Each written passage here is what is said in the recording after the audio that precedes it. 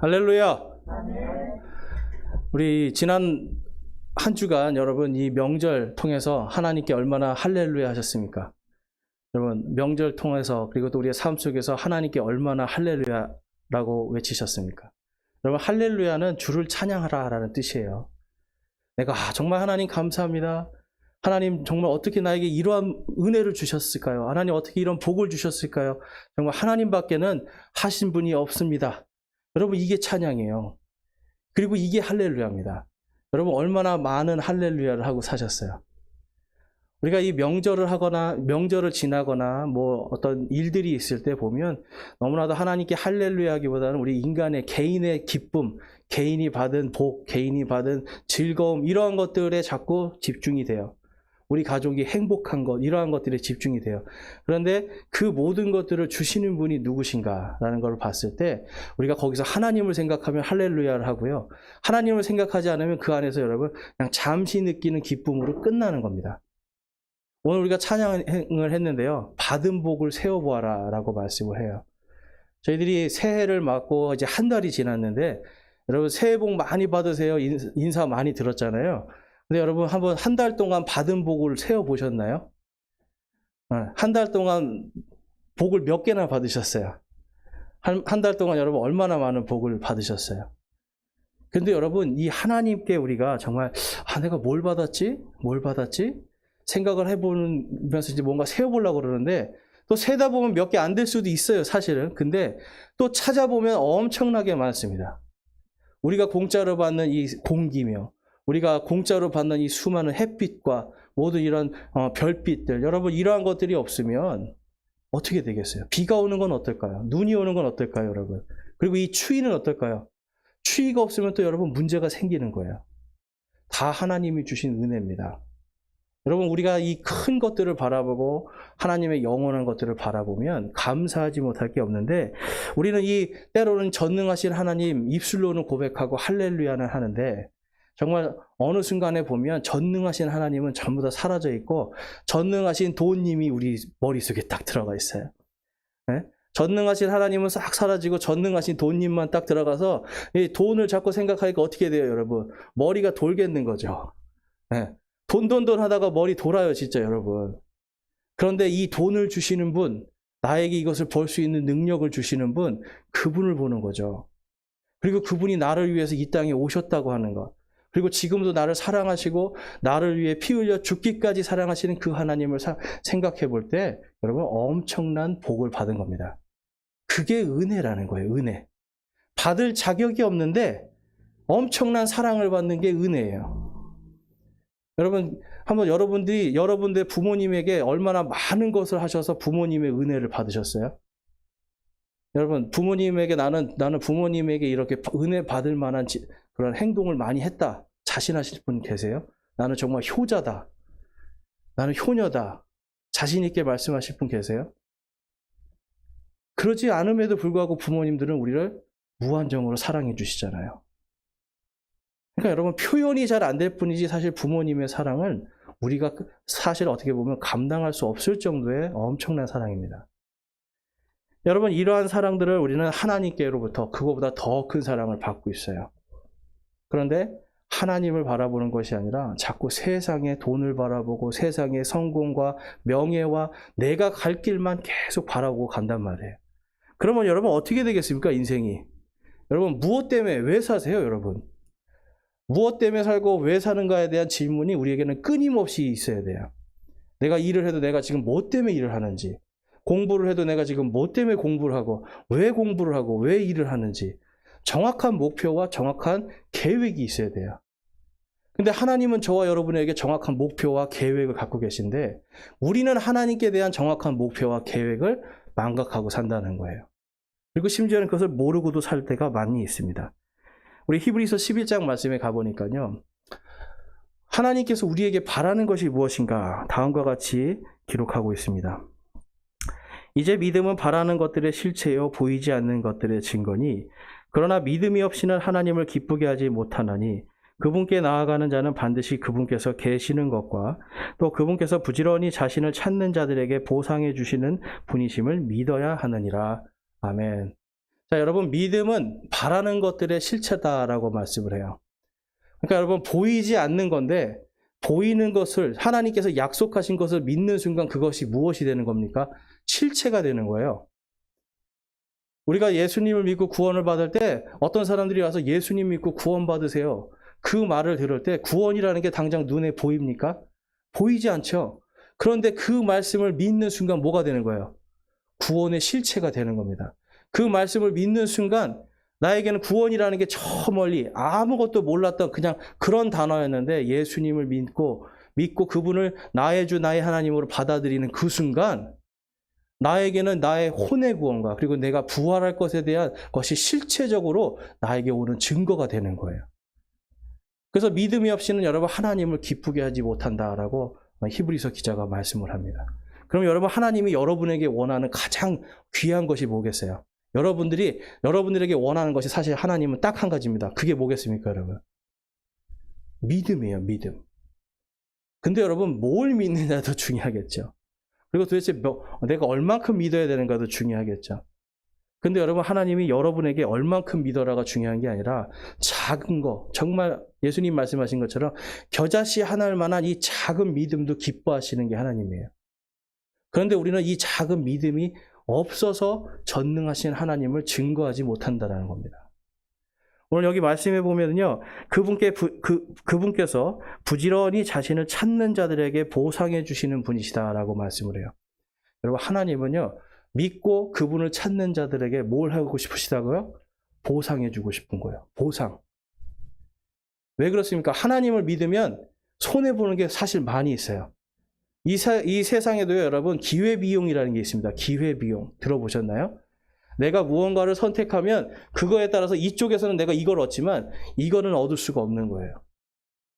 예를 들어서 여러분, 고등학교를 가는데 내가 인문계를 갈 것인가 공고를 갈 것인가, 저 이거 고민을 많이 했었거든요. 그런데 여러분, 이 인문계로 가면 공부는 하지만 뭘 놓치는 거예요, 여러분? 기술을 배우는 시간은 놓치는 거예요, 사실. 이게 기회비용이에요. 만약에 내가 공고를 가면 어떻게 돼요? 공고를 가면 기술을 배우고 자격증을 딸 수 있는 시간은 벌지만 반대로 학문적인 거를 배울 수 있는 거는 내가 잃어버리게 되는 겁니다. 여러분, 우리가 하나님을 믿을 때 세상과 하나님 사이에서 돈님이 아니라 하나님을 쫓아가면 여러분, 손해볼 것들이 사실 많이 있어요. 그렇지 않습니까? 살면서 여러분 못 느껴보셨어요? 내가 하나님을 믿었기 때문에 손해보는 것들. 근데 그러한 것들에 대해서 하나님께서 어떻게 해주신다는 거예요? 내가 보상해 주겠다라고 약속을 해주세요. 그런데 여러분, 이제 우리가 오늘 보아야 되는 게 여기에 영어에 seek라는 단어가 있습니다. 찾는다. 이 seek라는 단어는 뭐냐면 여러분, 분명한 대상, 분명한 목적을 가지고 무엇을 찾는 거예요. 그러니까 여러분, 우리가 이 땅에서 믿음 생활을 할 때 분명한 목적과 분명한 계획들, 하나님의 이 말씀 속에서 그것을 발견하고 그것을 찾을 때 하나님께서 우리에게 보상을 해주신다는 거예요. 그래서 여러분, 그것이 무엇이냐면 하나님의 말씀을 믿는 믿음입니다. 성경에 있는 이 말씀을 믿는 믿음으로 이것을 따라갈 때, 말씀을 온전히 따라갈 때 손해보는 것들 하나님께서 반드시 보상해 주겠다라고 말씀을 하고 계시는 거예요. 그래서 로마서 14장에 가니까 다음과 같이 말씀을 하죠. 14장 8절과 9절에 우리가 찾아야 되는 분명한 목적에 대해서 말씀을 하고 있습니다. 우리 함께 한번 읽어보겠습니다.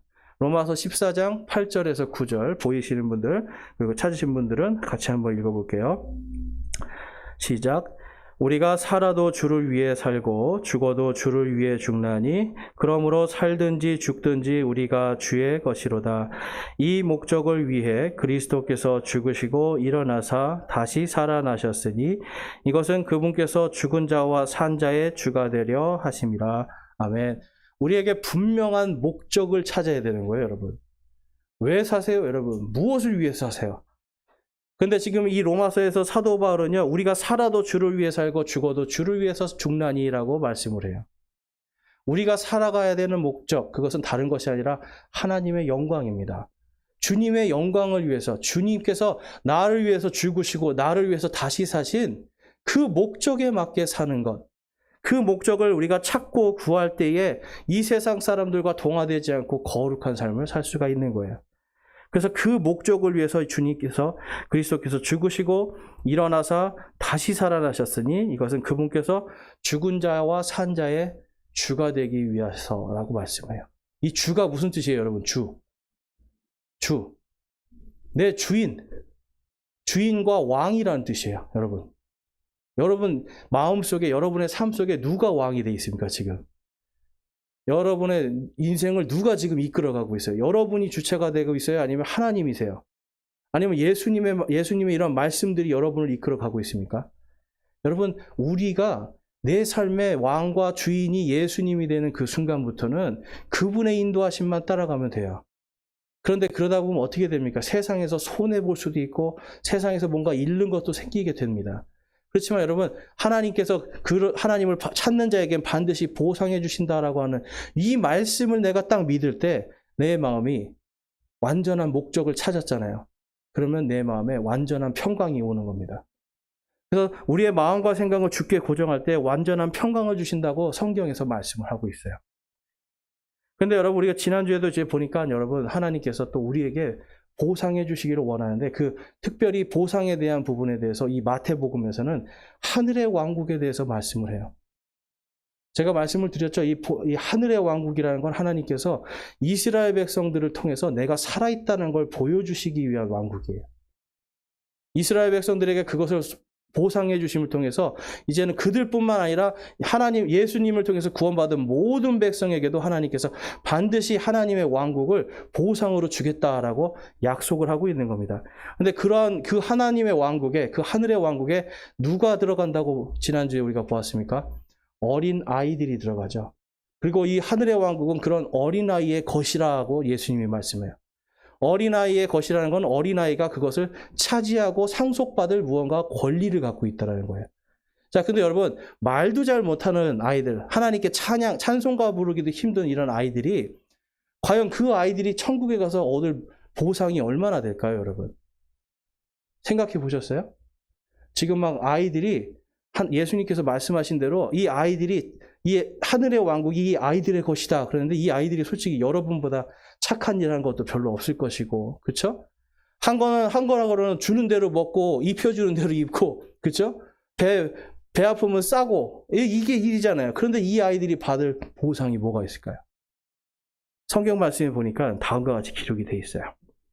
마태복음 18장 3절에서 4절에 가보니까 이르시되 진실로 내가 너희에게 이르노니 너희가 회심하여 어린아이들과 같이 되지 아니하면 하늘의 왕국에 들어가지 못하리라. 그러므로 누구든지 이 어린아이처럼 자기를 낮추는 자 곧 그가 하늘의 왕국에서 가장 큰 자니라 라고 말씀을 해요. 뭐라 그래요, 여러분? 가장 큰 자다라고 말씀하죠. 여러분이나 저보다 어린아이들이 가장 큰 자라고 그래요.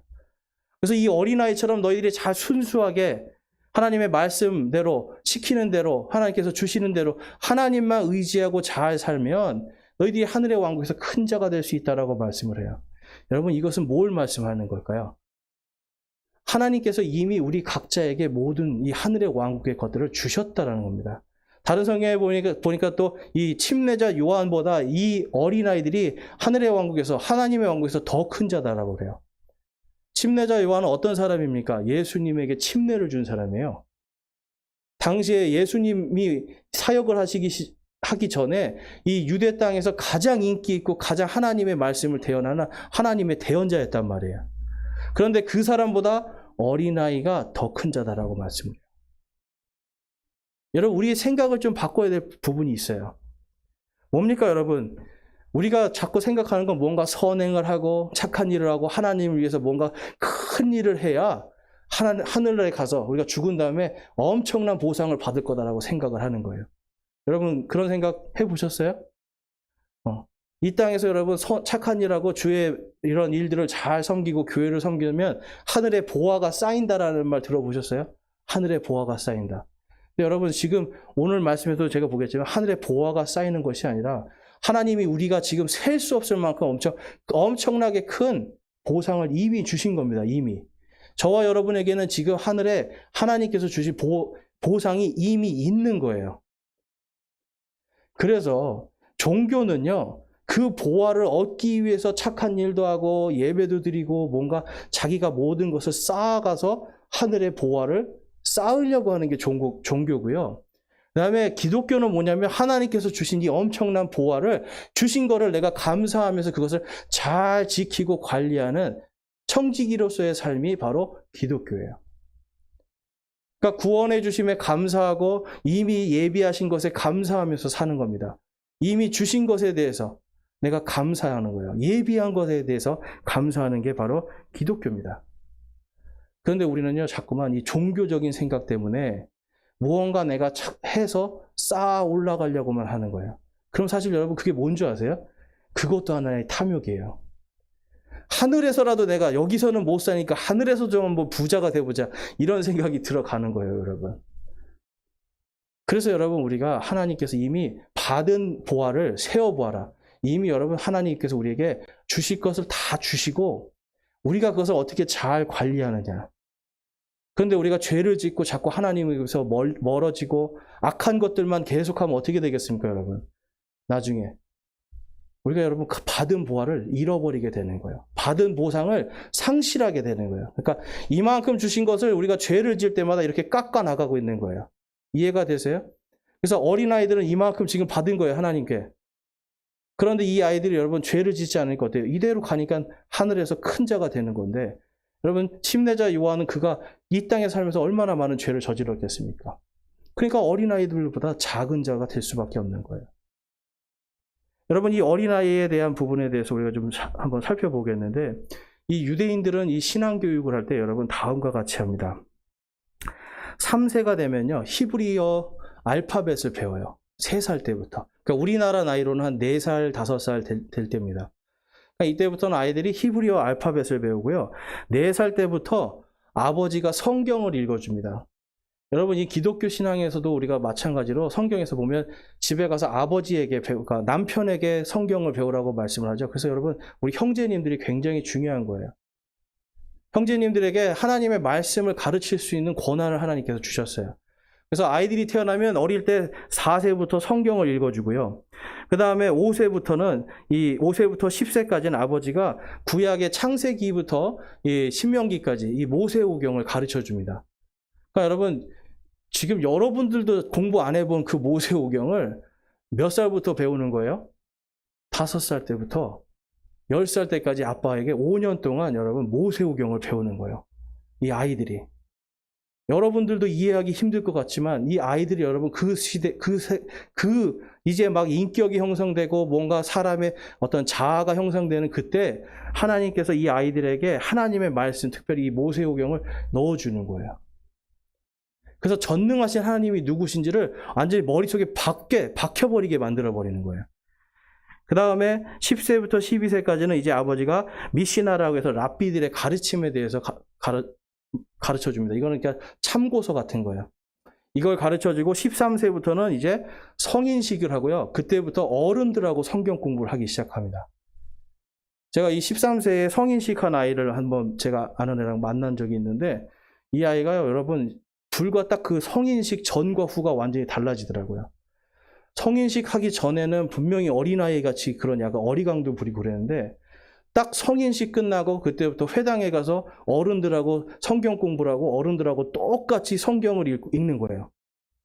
야, 여러분 우리나라 같으면 지금 13세면 여러분 주일학교에 있어야 되고 뭐 중고등부 가서 그냥 성경 이제 좀 뭐 조금 알아갈까 하는 이런 나이인데 유대인들의 성경 공부는 그게 아니라는 거예요. 13세가 되면 이제 어른이니까 너가 하나님의 말씀을 다 배워야 된다 해서 그때부터 쭉 죽을 때까지 읽고 배우는 겁니다.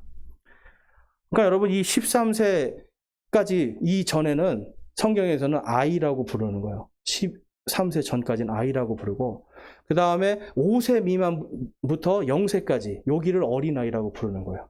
5세 미만 0세까지를 어린아이라고 불러요. 그런데 지금 예수님께서 이 5세 미만의 어린아이들이 하늘의 왕국에서 큰 자다라고 말씀을 해요. 여러분 이것은 다른 것이 아닙니다. 이 하나님의 전능하심이 우리에게 지금 이미 모든 사람들에게 하나님께서 다 보상해 주실 것을 미리 예비하시고 다 주시기를 원하시는 거예요. 그런데 우리가 자꾸 죄를 선택하고 우리의 자신의 하나님의 뜻과 정반대인 것들을 자꾸 따라가면 따라갈수록 이러한 보상들이 줄어들기 시작하는 겁니다. 우리 청소년들, 청년들은요, 여러분 잘 기억하세요.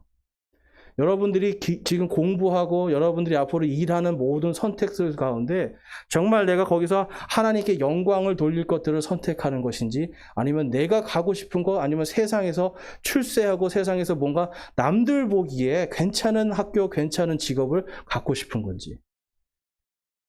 주로 여러분 많은 청년들이 이제 저하고 나눠보면 여기 있는 분들은 아니겠지만 뭐가 되고 싶어 해요. 뭔가가 되고 싶어 해요. 나는 세상에서 뭔가가 되고 싶어요.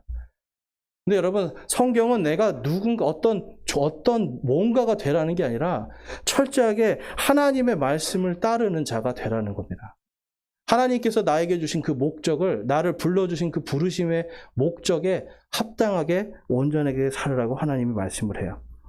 그래서 신명기 8장 말씀 한번 볼게요. 신명기 8장 18절에서 19절에 가니까 다음과 같이 말씀합니다. 오직 너는 주 내 하나님을 기억하라. 내게 재물을 얻을 능력을 주시는 분이 곧 그분이시니 이것은 그분께서 내 조상들에게 명령하신 자신의 언약을 이 날과 같이 굳게 세우려 하심이니라. 내가 만일 주 내 하나님을 완전히 잊어버리고 다른 신들을 따라 걸으며 그들을 섬기고 그들에게 경배하면 내가 이날 너희에게 증언하노니 너희가 반드시 멸망할 것이니라. 아멘. 여러분, 하나님의 말씀을 떠나면 어떻게 된다고요? 너희가 반드시 멸망할 것이다라고 말씀을 해요.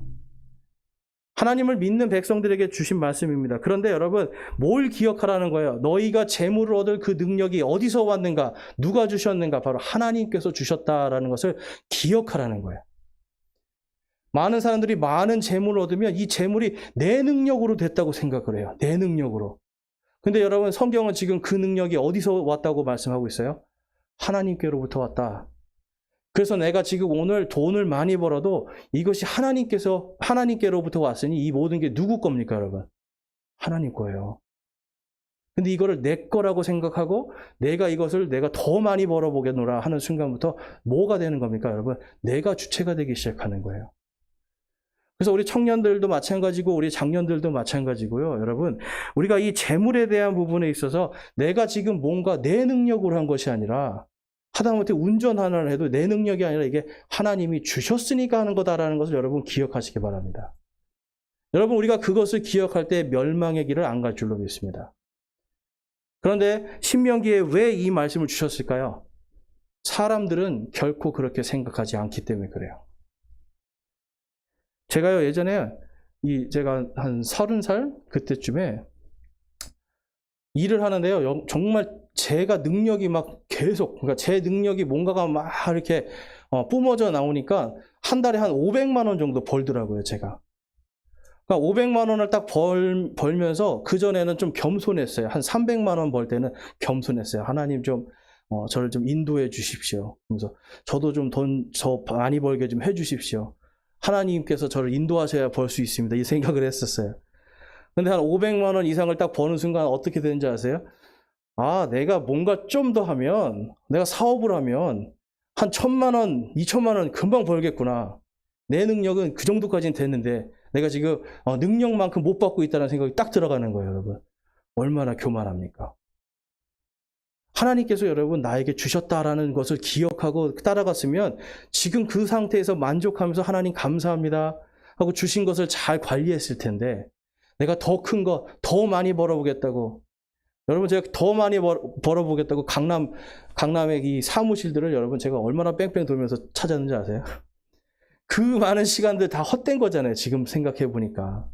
아까 우리 자매님하고 잠깐 그런 얘기를 했는데, 주님의 종이 된 게 얼마나 감사하냐고 그 말씀하시는데, 맞아요. 그러니까 이 하나님께서 저에게 주시는 이 공급함, 하나님이 나에게 능력을 주셨다라고 하는 것을 제가 망각하는 순간 헛된 시간, 헛된 돈을 이 땅에 그냥 뿌리고 다니는 거예요, 우리가. 여러분, 나에게 능력 주신 분, 내가 이 재물을 얻을 수 있는 능력 주신 분 누구라고요? 하나님이세요. 이거를 기억해야 됩니다. 이거를 망각하는 순간 여러분, 우리가요, 오늘 우리가 읽었던 그러니까 오늘 보게 될 이 부자 청년처럼, 여러분 부자가 하늘의 왕국에 들어가는 게 낙타가 바늘길을 들어가는 것보다 더 어렵다고 그러잖아요. 그런데 여러분 다 부자 되고 싶지 않으세요? 솔직히 그렇지 않습니까? 다 부자 되고 싶잖아요, 우리. 그렇죠? 남들보다 더 잘 살고 싶고 남들 사는 만큼 살고 싶고. 근데 여러분 하나님께서 우리에게 왜 사느냐, 무엇을 위해서 사느냐에 대한 목적은 그게 아니라는 거예요. 하나님의 말씀대로 사는 바로 오늘 하루를 잘 살라는 거예요. 뭔가 되려고 하는 것이 아니라 내가 하나님의 말씀을 잘 지키는 오늘 하루를 살아가는 겁니다. 그것이 쌓여가고 하나님의 말씀대로 내가 살아갈 때 내가 멸망의 길이 아니라 내가 하나님의 생명의 길을 갈 수가 있는 거예요. 아무리 구원받았다고, 여러분 구원받았다라고 해서 나는 이제 구원받았으니까 난 멸망하지 않아, 난 구원받았으니까 천국 가, 여러분 이거의 끝이 아니라니까요. 하나님께서는 우리를 구원해 주시고 그 다음에 우리에게 보상해 주실 것을 지금 다 예비해 주셨는데, 이 땅에서 그 하나님의 구원받은 자로서의 사는 그 삶에 대해서 하나님이 반드시 우리를 평가하는 날이 온다라는 겁니다. 그것이 오늘이 될지 내일이 될지는 아무도 모르죠. 그래서 여러분 우리가 하나님께서 주신 이 엄청난 은혜를 날마다 생각하면서 그것을 바라보고 살아야 되는 거예요. 제가 한 몇 년 전에 이 박진영이라는 사람이 쓴 책을 봤어요. 가수 박진영 아시죠? 약간 이렇게 사람 있잖아요. 춤도 잘 추고. 근데 이 사람이 쓴 책을 봤는데, 참 이 사람의 그런 어떤 신앙적이나 어떤 이 사람의 교리에는 제가 다 동의는 못 하는데, 이 사람이 하나님을 찾아가는 과정은 정말 정말 이 정도까지는 해야 되겠구나라는 생각을 했어요. 이 사람이 무엇을 위해 살죠라는 책을 이제 썼는데, 초반에는 이제 자기가 어떻게 성공했는가를 써놓고요. 후반부에는 이제 자기가 하나님을 만난 이야기를 써놨어요. 근데 이 사람이 성공을 하고 보니까 아무리 성공을 해서 돈을 많이 벌어도 자기는 자유가 없고, 선행을 해도 아무리 많은 기부를 하고 착한 일을 해도 자유가 없고, 자기 인생은 뭔가 자유롭고 싶고 뭔가 행복하고 싶은데 끝도 없는 불안함, 끝도 없는 자기 속박, 여기에 자기가 굴레에 매여 있더라는 거죠. 그래서 이 자유를 내가 어떻게 찾아야 될까 생각하면서, 그러면 뭔가 이 세상을 만드신 분이 있는 것 같다라는 생각을 하게 된 거예요, 이 사람이. 그러니까 자기가 성공할 때까지 자기가 전혀 예상하지 못한 수많은 일들을 누군가가 도와줬기 때문에 자기가 성공했다고 생각하는 거예요. 그래서 이 사람이 이슬람도 가서 공부하고, 그 다음에 불교도 가서 공부하고, 그 다음에 목사님들 찾아가서도 공부하고, 공부를 막 하면서 점점 줄였습니다. 그리고 나서 이 사람이 뭘 발견했냐면, 이스라엘까지 가서, 그러면 과연 성경이 그렇게 위대한 책이라고 그러는데, 성경의 예언들이 정말 다 맞았는가? 이게 정확하게 이 세상의 역사와 일치하는가를 공부하러 이스라엘까지 갔더라고요. 근데 그 사람이 거기에서요, 이스라엘의 한 이제 호텔방에서 2년 동안 있다가 어느 날 하나님 앞에 무릎을 꿇었답니다. 그리고 그때부터 뭘 믿냐면, 이 사람은 성경을 믿기 시작하는 거예요, 성경. 왜냐하면 성경에 기록된 모든 하나님의 예언의 말씀들이 다 성취가 된 것을 보고, 이 사람이 뭘 깨달았냐면, 이 세상에서 유일한 딱 한 가지 책, 성경만 이것을 할 수 있구나. 이걸 깨달은 거예요. 그래서 뭐라고 말하냐면, 누가 나에게 성경을 왜 믿냐고 물어본다면 내 대답은 간단하다. 몇천 년의 역사를 미리 다 예언해 놓은 책은 성경뿐이어서. 그러니까 수천 년의 인류의 모든 역사를 미리 예언하고 그것이 성취되게 하는 책은 오직 성경밖에 없었다라는 거예요. 그 다음에 이런 말을 합니다. 누군가가 나에게 앞으로 일주일간 앞으로 일어날 일을 미리 다 써주었는데 그게 모두 맞았다면 그 다음부터 과학은 의미가 없는 것 아닐까? 예언은 과학을 초월한 영역이다. 그때부터 난 성경이 진리라고 받아들이고 성경 말씀대로 살아가기로 결심했다. 자, 여러분, 이 사람이 성공을 다 했지만 이 사람에겐 자유가 없었는데 뭘 이야기하냐면 성경을 믿고 성경에 기록된 그 하나님을 믿고 성경에 기록된 그 예수님을 믿는 순간 자기에게 자유가 왔다는 거예요. 왜냐하면 그전에는 돈이 목적이었고요. 명예가 목적이었고 자신이 뭔가 선행을 통해서 세상에서 뭔가 자기 이름을 드러내는 게 목적이었어요. 그런데 이 목적이 완전히 잘못됐다는 걸 알고 성경에서 하나님은 그것을 목적으로 우리를 세운 것이 아니라 하나님의 영광을 위해서 우리를 만드시고 그 영광대로 살든지 죽든지 주를 위해서 죽고 주를 위해서 사는 것이 우리의 인생의 진정한 목적이구나라는 걸 깨달은 거예요, 여러분. 여러분 살면서 수많은 인생의 목적들 그리고 목표들이 여러분 수정이 많이 됐을 겁니다. 난 처음에 이거 하고 싶었어. 그러다가 또 이거 하고 싶었어. 이렇게 계속 목적과 목표가 바뀌어요. 그런데 성경에서 말씀하는 것처럼 살아도 주를 위해서 살고 죽어도 주를 위해서 죽는 바로 이 목적을 위해서 예수님께서 죽으시고 다시 살아나셨다라고 하는 이 한 가지 목적으로 사는 겁니다. 분명한 목적을 주시는 거예요. 여러분 무엇을 위해서 살아야 된다고요? 내가 살아도 주를 위해서 살고 죽어도 주를 위해서 사는. 절대로 여러분 돈님이 여러분을 이끌게 하지 마세요. 돈님이 여러분을 이끌면 돌아버린다니까요. 근데 주님이 나를 이끌면 내가 주님의 것이 되잖아요. 주님이 주시는 엄청난 보상이 나를 기다리고 있다라고 하는 하나님의 영광 속으로 들어가게 되어 있습니다. 그래서 예수님께서 마태복음 6장 33절 34절에 다음과 같이 말씀하죠. 오직 너희는 첫째로 하나님의 왕국과 그분의 의를 구하라. 그리하면 이 모든 것을 너희에게 더하시리라. 그러므로 내일 일을 염려 말라. 내일이 자기 것들을 염려할 것이요 그날의 악은 그날의 족하니라. 아멘. 살아도 주를 위해서 살고 죽어도 주를 위해서 사는 바로 오늘이 중요하다는 거예요. 주님을 위해서 살아야 되니까 하나님의 왕국을 먼저 생각하게 되고요. 주님을 위해서 살아야 되니까 하나님의 의를 먼저 생각하는 거예요. 내일 일에 대해서 염려할 필요가 없다고 그러죠. 왜 그렇습니까, 여러분? 내일은 또 내일 내가 주님을 위해서 살면 되는 거니까. 그런데 우리는 자꾸만 새로운 목표, 새로운 목적들을 세우고 나는 이 길을 가고 싶어, 난 이걸 하고 싶어.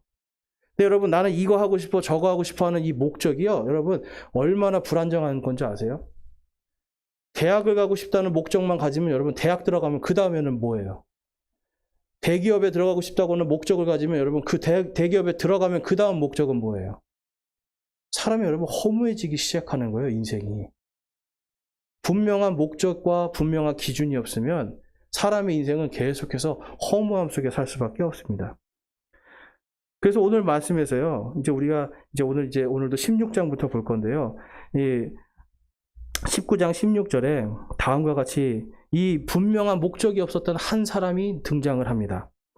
보라 어떤 사람이 나와 그분께 이르되 선한 선생님이여 내가 무슨 선한 일을 하여야 영원한 생명을 얻으리까 하매 어떤 한 부자 청년이 와서요. 내가 어떤 선한 일을 해야 내가 이제 영원한 생명을 얻겠습니까? 하는 거예요. 예수님께 나와가지고요. 지금 이 청년이 바라는 건 뭐예요, 여러분? 지금 부자예요. 가진 거 다 있어요. 근데 없는 게 하나 있습니다. 뭐가 없을까요? 영원한 생명이 없는 거예요. 여러분 지금도 부자들은 여러분 한 가지 소원밖에 없습니다. 이 많은 돈, 이 많은 재물을 내가 영원히 누리고 싶다예요. 죽지 않고 내가 영원히 누리고 싶은 게 부자들의 소망이에요. 그러니까 어떻게 보면 저희보다 부활을 더 소망하는 사람들이에요. 사실 영생을 더 소망해. 근데 저희들은 여러분 어때요? 가진 게 없으니까 좀 주님 빨리 오셨으면 좋겠다. 그 생각 하잖아요. 그렇죠? 근데 여러분 지금 이 청년은 지금 가진 게 너무 많으니까 내가 이거를 영원토록 좀 평생 동안 좀 영원히 좀 누려보고 싶었던 거예요. 그래서 무슨 선한 일을 하여야 영원한 생명 얻겠습니까? 이 사람의 삶의 목적이 뭐였어요, 여러분? 지금 영원히 사는 건데 선한 일을 해서 내가 영원히 이 돈을 다 내가 누려보고 싶은 거예요. 그런데 여러분 이 청년은요 지금 자기가 죽지 않고 이것을 하겠다라고 하면서 지금 예수님께 물어봤거든요. 그런데 여러분 제가 아까 말씀드린 것처럼 예수 그리스도를 믿고 구원받는 순간 우리에게 이미 무엇이 주어졌다고요? 하나님께서 이미 우리에게 주실 보상이 다 예비가 돼 있는 겁니다. 자, 디모데후서 4장 8절에 가보니까 이후로 나를 위하여 의의 관이 예비되어 있느니 주 곧 의로우신 심판자께서 그날에 그것을 내게 주실 것이요 내게만 아니라 그분의 나타나심을 사랑하는 모든 자들에게도 주시리라. 아멘. 자, 지금 어떤 선한 일을 해야 주신다라고 말씀하고 있어요? 아니죠. 그분이 다시 오실 재림의 그 소망, 내가 부활하여 예수님을 만나는 그 소망, 바로 이 구원해 주심을 내가 소망하고 기다리는 이 사람들에게 하나님께서 이미 의의 관을 예비해 두셨다라고 그래요. 지금 저와 여러분 머리 사이즈에 딱 맞는 의의 관이 하늘에 예비되어 있습니다. 근데 여러분 이 관이 뭐예요?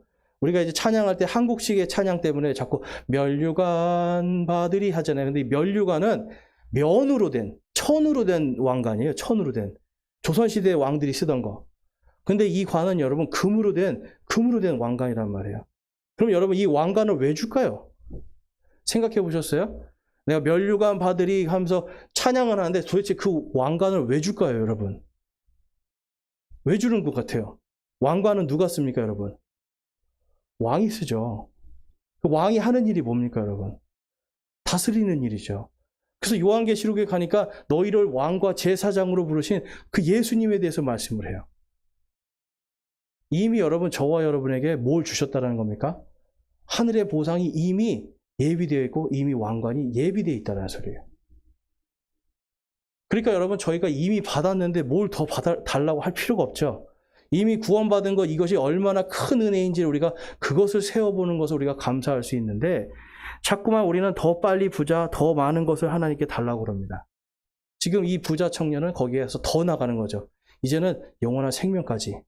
자, 그 다음에 17절 말씀에 가보니까 그분께서 그에게 이르시되 내가 어찌하여 나를 선하다 하느냐. 한 분 곧 하나님 외에는 선한 이가 없느니라. 다만 내가 생명에 들어가려거든 명령들을 지키라 하시니 그가 그분께 이르기를 어느 명령이니까 하매 예수님께서 이르시되 너는 살인하지 말라, 너는 간음하지 말라, 너는 도둑질하지 말라, 너는 거짓 증거하지 말라, 내 아버지와 어머니를 공경하라, 또 너는 내 이웃을 내 자신과 같이 사랑하라 하는 명령이니라 하시니. 지금 예수님이 이 10계명의 이 5번째 계명부터 쭉 말씀을 하시고 마지막에는 또 신명기 말씀에 있는 내 이웃을 내 자신과 같이 사랑하라까지 말씀을 해요.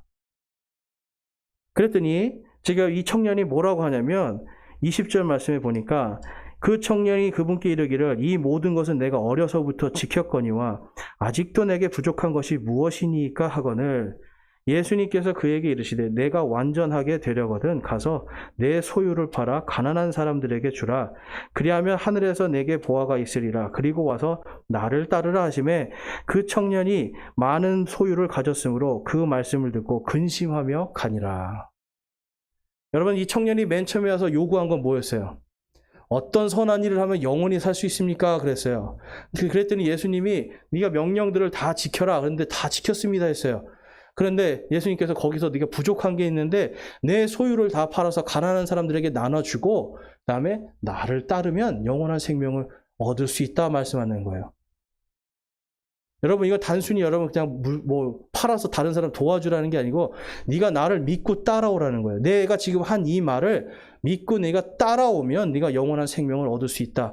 이 말씀을 주신 거예요. 그런데 이 청년이 22절 반응이 뭐였어요, 여러분? 근심하며 가니라. 근데 왜 근심하면서 갔어요, 여러분? 많은 소유를 가졌으므로. 영원한 생명을 원한 거였어요? 아니면 이 재물을 영원토록 누리고 싶은 걸 원했던 거예요? 영원토록 누리고 싶은 거죠. 영원한 생명을 선택할래? 아니면 이 재물을 선택할래? 할 때 이 청년은 여러분 영원한 생명, 하나님을 쫓아가는 것이 아니라 지금 누구를 쫓아가는 겁니까? 여러분, 돈이죠. 근심하며 가니라. 근심하며 갔다 다시 왔느니라면 참 복될 텐데 근심하며 가니라. 자기가 가지고 있는 이 소유, 요거 지키고 싶으니까 하나님을 안 따라가는 겁니다. 그럼 여러분, 이 청년이 성경에 있는 말씀을 다 지킨 겁니까? 못 지킨 겁니까? 못 지킨 거죠. 내 이웃을 내 자신과 같이 사랑하라고 하는 이 말씀을 지킨 겁니까? 못 지킨 겁니까? 못 지킨 거죠. 하나님의 말씀을 지금 안 믿고 있는 거예요. 하나님의 말씀을 믿지 않고 그에게는 지금 주님이 주가 된 것이 아니라 돈님이 자기 주가 되니까 자꾸만 여러분 그 마음속에 근심과 걱정, 자유가 사라지기 시작하는 겁니다. 모든 것을 다 팔아서 가난한 자들에게 나눠주라고 말씀을 하죠. 그런데 여러분, 잠언서에 가니까 이런 말씀이 있어요. 잠언서 19장 17절에 가보니까 가난한 자를 불쌍히 여기는 자는 주께 빌려드리나니 그가 베푼 것을 그분께서 그에게 다시 갚아주시리라. 아멘. 뭐예요, 여러분? 보상해 주신다는 말씀 하시는 거죠. 가난한 자를 도와주면 그 도와주는 게 누구에게 돈을 빌려주는 거예요? 하나님께 빌려주는 겁니다. 그러니까 이 청년이요, 여러분, 예수님께서 가난한 자들의 그것을 다 나누어 주면 뭐가 되는 거예요? 이 성경 말씀대로 하나님께 빌려드리는 거니까 하나님이 다 보상해 주실 것이다. 그러니까 내 보화가 하늘에 있다라고 말씀을 하고 있는 거예요. 그런데 이 청년은 이 말씀을 믿었습니까? 믿지 않았습니까? 믿지 않으니까 어떻게 돼요? 근심하며 가니라. 여러분은 이 말씀 믿으세요, 여러분? 이 말씀 믿으십니까? 아멘이 쉽지 않죠? 여러분. 아멘이 쉽지 않아요. 여러분 지금 마음속에 근심이 들어왔어요. 네. 여러분 마음속에 지금 잘 생각해 보세요. 재물에 대한 근심이 있다니까요. 내가 가진 거를 여러분 다 가난한 자들에게 주면 누구에게 빌려주는 거라고요? 하나님께 빌려주는 것이고 하나님께서 다시 갚아주시리라, 보상해 주시리라. 이 말씀을 내가 믿으면 근심할 게 없는데 근심하니까 어떻게 되는 거예요? 말씀이 아니라 그가 가니라. 하나님으로부터 가는 거예요.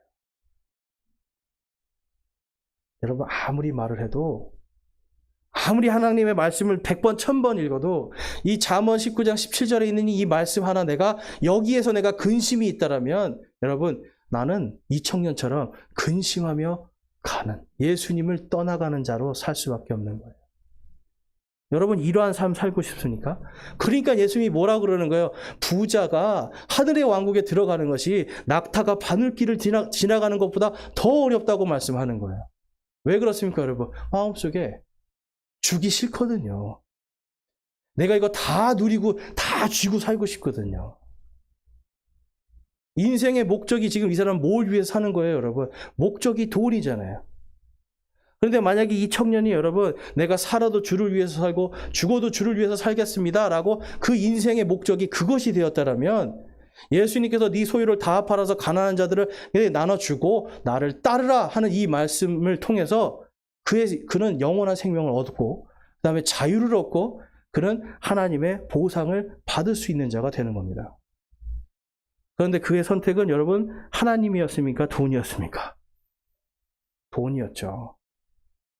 여러분 좀 전에도 우리가 이 말씀 보니까 근심이 돼요, 안 돼요? 근심되잖아요. 저와 여러분 안에 지금 돈님과 주님 사이에서 지금 양다리 걸치면서 이리 갈까 저리 갈까 갈팡질팡하고 있다니까요. 여러분 이 갈팡질팡 이제 이 근심 여러분 끊어버리시기 바랍니다. 우리 장년들도 그렇고 청년들도 그렇고 정확한 인생의 목적이 내가 무엇이 되기 위한 것, 나를 위한 나의 목적과 계획이 아니라 하나님께서 나에게 주신 이 분명한 목적으로 살아가시는 거예요. 살아도 주님의 영광을 위해서 죽어도 주님의 영광을 위해서 살면 우리가 하나님의 왕국에서 받을 보화가 거기에 예비되어 있는 거예요. 여러분 영원한 것을 따라가시겠어요? 아니면 그냥 이 땅에서 여러분 잠시 여러분을 잠깐 기쁘게 해줄 그러할 것을 쫓아가시겠어요? 그래서 여러분 성도들이요 자꾸만 하나님 앞에 내가 살아도 주를 위해서 죽어도 주를 위해서 사는 이 목적에서 벗어나서 세상이 주는 달콤함 속으로 자꾸 가니까 신앙에 여러분 자꾸만 병이 들기 시작하는 거예요. 병이. 그래서 말씀에서는 분명히 부자가 하늘의 왕국에 가는 것이 낙타가 바늘길을 들어가는 것보다 더 어렵다라고 분명히 말씀하시는데도 불구하고 내 마음속에는 자꾸 돈님을 또 쫓아가는 거예요. 그러니까 돈이 없으면 자꾸 마음속에서 입에서 고백이 되잖아요. 그렇죠? 입에서 내가 돈이 없고 막 힘들어지면 입에서 장애인이 여러분 무슨 말이 나와요? 아 죽겠네, 미치겠네, 돌겠네. 요즘에 제 친구 중에 하나가 이렇게 자꾸 전화를 해요. 자기 지금 힘들어서 돈이 없다고. 근데 이 친구도 계속 그래. 나 정말 돌겠다. 내가 미치겠다. 여러분 돈님 쫓아가면 돌고 미쳐버리는 거예요. 주님이 여러분의 주인이 되시길 바랍니다. 근데 여러분 한편으로 또 이렇게 생각하는 분도 있어요. 그럼 하나님은 부자를 싫어하나? 여러분 하나님 부자 싫어하시나요? 성경에 보면 여러분 욥이라는 사람은 여러분 동방에서 제일 큰 부자였습니다. 그리고 성경에 보면 아브라함이라는 사람은요 여러분 남종만 318명이 있었어요. 318명. 제가 미국에 있을 때 조지 워싱턴이 미국의 1대 대통령 집에 거의 이제 그 앞에만 들어가 봤는데 조지 워싱턴의 종이요 남자 여자 합쳐서 200명이 좀 넘어갑니다. 근데 그 사람 집을요 하루 만에 다 못 봐요. 그 사람 그 사람이 살던 집은 2박 3일 정도를 이렇게 그 안을 봐야 다 볼 수 있습니다. 구석구석을. 자, 종 200명 갖고 있는데 그 사람 집을 며칠 동안 봐야 된다고요? 이틀이나 3일 동안 봐야 돼요. 근데 지금 남종만 318명, 여종까지 하면 600명 돼요. 그러면 아브라함의 집을 다 보려면 여러분 며칠 걸리겠어요? 이런 식으로 생각해 보시면 돼요. 미국에서 그렇게 부자라고 했었던 이 조지 워싱턴보다 약 3배가 더 많은 엄청난 부자인 거예요. 근데 그가 여러분 다른 것이 아니라 하나님을 선택하고 하나님을 쫓아가고 하나님의 말씀을 믿으니 하나님께서 그의 믿음을 보고 의롭다고 여기시잖아요. 아브라함이 천국 갔을까요? 지옥 갔을까요? 여러분? 천국 갔죠? 그럼 하나님이 부자인데 여러분 그는 지금 하늘의 왕국을 상속받을 자격이 있는 사람이잖아요. 그래서 지금 오늘 말씀을 우리가 하나님께서 이 부자를 싫어한다 이렇게 오해하시면 안 되는 거예요. 하나님은 이 부자 청년의 믿음을 보신 겁니다. 믿음. 네가 하나님을 선택할래? 돈을 선택할래? 할 때 이 청년이 돈을 선택해 버리잖아요. 그래서 여러분 히브리서에서 계속 말씀하시는 게 그거예요. 믿음이 없이는 하나님을 기쁘게 하지 못하시나니라고 계속 말씀을 하시는 겁니다. 믿음이 없이는 여러분 하나님을 기쁘게 할 수 없는데 우리 히브리서 11장 6절 말씀을 다시 한번 보면 그러나 믿음이 없이는 하나님을 기쁘게 하지 못하나니 그분께 나아가는 자는 반드시 그분께서 계시는 것과 또 그분께서 부지런히 자신을 찾는 자들에게 보상해 주시는 분이심을 믿어야 하느니라. 아멘. 믿어야 되는 겁니다, 여러분. 그래서 내가 믿음으로 내가 이웃을 사랑할 수 하는데 내 재물들을 사용할 수 있어야 되고 내 시간들을 사용할 수 있어야 되는 거예요. 내가 믿음으로 하나님의 말씀에서 또한 남의 돈을 갚으라고 하는 말씀도 있거든요. 갚지 않는 자는 사악하다라고 말씀하세요. 그러면 내가 또한 믿음으로 내가 꾸은 돈을 또한 갚아주는 의무도 있는 것이고 다른 사람을 또 사랑해서 주려면 또 줄 수 있는 의무도 있는 것이고 말씀을 여러분 우리가 깊이 봐서 거기 있는 것들을 내가 그대로 따라가는 것이 가장 중요한 겁니다. 그랬을 때 여러분 고린도전서 15장에 가니까 믿음으로 끝까지 잘 견딘 자들에게 이렇게 말씀을 해요. 15장 49절 50절에 우리가 땅에 속한 그 사람의 형상을 지닌 것 같이 또한 하늘에 속하신 그분의 형상을 지니게 되리라. 형제들아 이제 내가 이것을 말하노니 살과 피는 하나님의 왕국을 상속받을 수 없으며 또한 썩는 것은 썩지 않는 것을 상속받지 못하느니라. 아멘. 저와 여러분이 이미 다 상속받을 것이 예비되어 있다라는 말씀이에요. 근데 언제요? 예수님께서 다시 오시고 우리가 부활하는 그날 이 모든 것을 다 주시기로 지금 하나님께서 준비하고 계시고요. 기쁘게 지금 준비하고 있는 거예요. 내가 이걸 다 주고 싶어. 내가 다 주고 싶으니까 이제 죄 짓지 말고 돈님 그만 쫓아가고 이제 살아도 나를 위해서 살고 죽어도 나의 영광을 위해서 살아라. 이것이 하나님께서 우리에게 주신 목적입니다, 여러분. 그래서 여러분 이 목적에 맞게 사는 자는 이 땅에서는 어때요? 이 땅에서 하나님을 선택하니까 가난할 수 있어요. 지금 그래서 오늘 30절 말씀에 가보니까 그러나 처음인 자로서 마지막이 되고 마지막인 자로서 처음이 될 자가 많으니라 라고 말씀을 해요. 근데 여러분 이게 어떤 신앙의 레벨에 대해서 이야기하는 게 아닙니다. 지금 이게. 우리는 자꾸 신앙에서 뭔가 레벨이 좀 높은 사람, 그게 이게 영지주의적인 생각이거든요. 자꾸 어떤 계급을 나누는데 지금 여기서 처음은 어떤 자예요, 여러분? 이 처음. 여기서 이 말하는 이 처음은요, 지금 이게 부활 때 일어날 일들에 대해서 말씀하고 있거든요. 처음은 아까 그런 부자 청년 같은 사람이에요. 이 땅에서는 부자이고 뭔가 명성도 있고 명예도 있지만 뭐가 없는 겁니까, 여러분? 믿음이 없는 사람이에요. 예수님께서 부활하실 때 그는 어떤 사람이 되는 거예요, 여러분? 지금은 처음인 것처럼 높아져 있지만 그는 마지막이 되는 겁니다. 그런데 반대로 이 땅에서 하나님을 선택해서 가난하고 힘들게 살아도 믿음을 가지고 잘 산 사람들은 이 땅에서 사람들이 볼 때는 뭐예요? 마지막인 사람이에요. 그런데 예수님께서 부활하실 때는 뭐가 되는 겁니까, 여러분? 처음인 사람이 되는 거예요. 지금 여러분 여기서 지금 예수님이 아주 간단하게 말씀하셨지만 이게 여러분 굉장히 깊은 의미가 있는 거예요. 단순히 그냥 오늘 잘 믿었던 사람이 나중에는 못 믿게 되고 오늘 못 믿었던 사람이 나중에는 잘 믿게 되고 이런 얘기가 아니라는 거예요. 지금 하나님의 보상에 대한 이야기라는 거예요. 보상. 그래서 여러분 저와 여러분이 하나님을 기쁘시게 하려면 그분께서 계시는 것과 그분께서 반드시 보상하는 분이심을 내가 믿어야 하느니라 말씀하시잖아요. 믿고 주님의 보상을 내가 소망하면서 나의 하나님의 상급, 나의 보상과 나의 보화가 하늘에 지금 이미 예비되어 있다라고 하는 이것을 내가 믿고 이 땅에서 내가 하나님의 말씀대로 살려고 열심히 노력하는 거예요. 그럴 때 이 땅에서 지금 내가 마지막인 것 같은데 나중에 부활할 때는 어떻게 되는 겁니까, 여러분? 내가 처음이 되는 거예요. 지금 한번 여러분 손 들어볼까요? 내가 지금 이 땅에서 내가 지금 마지막인 것 같다. 내가 좀 세상에 이렇게 등급이 있잖아요. 잘 살고 못 살고 있는데 1에서 10까지 있다 그러면 나는 지금 제일 잘 살고 있다. 한번 손 들어보세요. 나는 정말 여기서 제일 부자다. 아니면 나는 정말 제일 가난한 것 같다. 여러분, 제일 가난한 것 같아도 내가 하나님의 말씀대로 살고 주님의 명령들을 지키려고 애를 쓸 때 무엇이 된다고요? 내가 부활할 때 처음이 되는 겁니다. 내가 오늘 하나님의 말씀을 잘 지키면 내가 부활하는 그때 내 인생이 여러분 지금은 마지막인 것 같고 지금은 별 볼 일 없는 것 같아도 마치 어린아이가 이 침례자 요한보다 하늘의 왕국에서 더 큰 자라고 불리는 것처럼 우리가 지금은 주님의 말씀을 믿고 따라가면서 살다 보니까 세상과 다르고 세상에 합당하지 않으니까 우리가 낮은 곳에 있을 수밖에 없고 가난하게 살지만 이 믿음의 끝에 뭐가 있다는 겁니까? 하나님의 보상이 반드시 기다리고 있다는 것. 여러분 이것을 믿으십니까?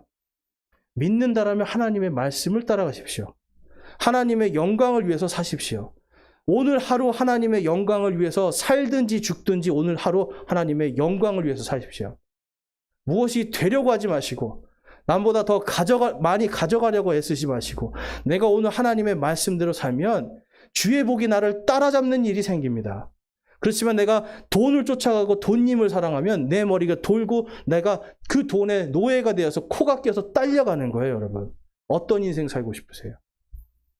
인생의 목적을 여러분 분명히 하시기 바라고 오늘 말씀처럼 내가 열심히 주님의 길들을 따라갈 때 오늘은 내가 마지막이지만 주님 오실 때 내가 처음이 되리라 라고 하는 이 소망으로 사시는 저와 여러분이 되시기를 주님의 이름으로 축원합니다. 이 시간 우리 함께 기도하며 결단하는 시간 갖겠습니다. 우리 결단하실 때 여러분 지금까지 인생의 목적이 돈이었다면 이 시간 결단하기 원합니다. 주님 제 인생의 목적이 이제 바뀌게 하여 주시옵소서. 더 이상 돈이 아니라 주를 위해 살고 주를 위해 죽는 진정한 믿음의 사람이 될 수 있도록 주님 인도하시고 내가 그렇게 살기를 결단합니다라고 결단하며 이 시간 주님 앞에 우리의 마음을 온전히 드리는 시간 갖겠습니다. 우리 결단의 기도하겠습니다.